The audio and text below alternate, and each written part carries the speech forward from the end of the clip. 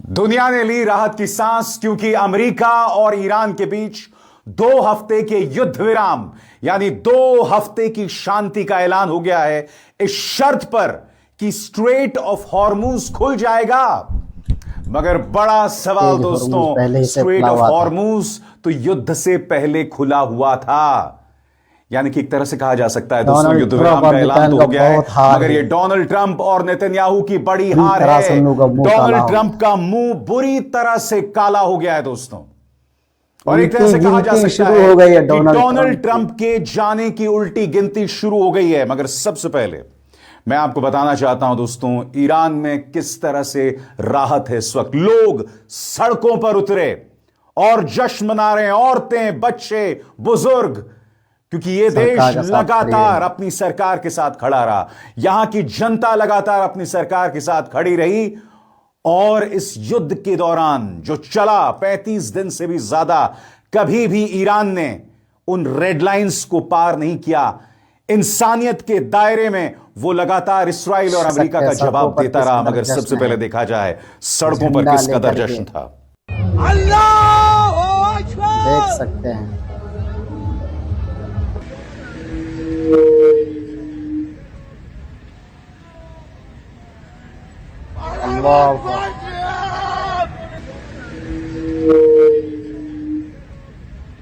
देख लीजिए भाई साहब,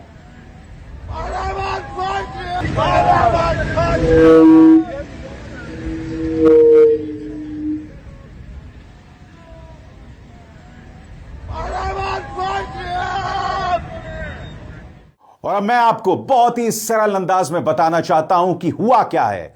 बड़ी ब्रेकिंग न्यूज आपके स्क्रीन पर।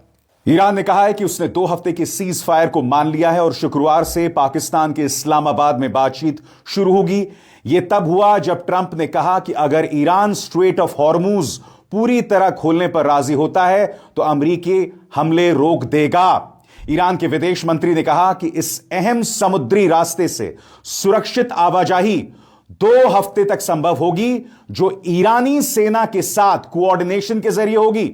ट्रंप का यह बयान तब आया है जब पाकिस्तान के प्रधानमंत्री शहबाज शरीफ ने अमेरिका से डील की डेडलाइन बढ़ाने और ईरान से हॉर्मूज को पूरी तरह खोलने की अपील की। सबसे बड़ी बात दोस्तों, युद्ध विराम का ऐलान होता है, मगर तेल अवीव पर ईरानी मिसाइलों का कहर दिखाई देता बर्बाद कर देंगे। क्योंकि आपको 2-3 चीजें समझनी पड़ेंगी दोस्तों। युद्ध विराम के ऐलान से पहले ट्रंप ने क्या कहा था कि हम ईरानी सभ्यता को हमेशा के लिए बर्बाद कर देंगे, और अब पाकिस्तान की पहल पर आप एक युद्ध विराम के लिए राजी हो गए, यह कहते हुए कि ईरान स्ट्रेट ऑफ हॉर्मूज खोल देगा। यानी कि एक तरफ कह रहे थे कि हम ईरान की सभ्यता को बर्बाद कर देंगे, और दूसरी तरफ जो हालात युद्ध से पहले थे आप उसके लिए राजी हो गए। मगर एक और बात है दोस्तों, पाकिस्तान की पहल पर यह सब हुआ है। यानी कि इस पूरे मामले में पाकिस्तान एक बहुत ही ताकतवर रीजनल प्लेयर के तौर पर उभरा है, और यह भारत के लिए एक अच्छी खबर नहीं है, मगर उसकी चर्चा हम कभी और करेंगे दोस्तों। मगर मैं आपको बताना चाहता हूं कि किस तरह से तेल अवीव के आसमान पर कहर था युद्ध विराम के ऐलान के बाद। आपको ये भाषा समझ में आ रहा है?